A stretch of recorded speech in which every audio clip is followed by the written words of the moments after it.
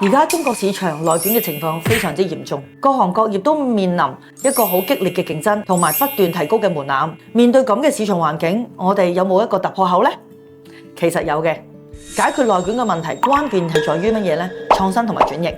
我哋需要跳出呢個傳統嘅思維嘅模式，揾新嘅市場機會同埋增長點。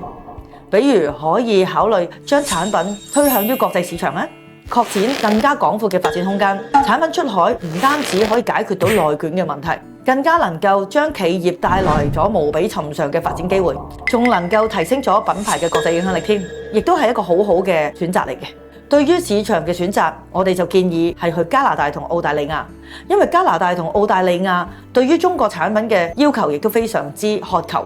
而且我哋中國產品嘅性價比非常之高，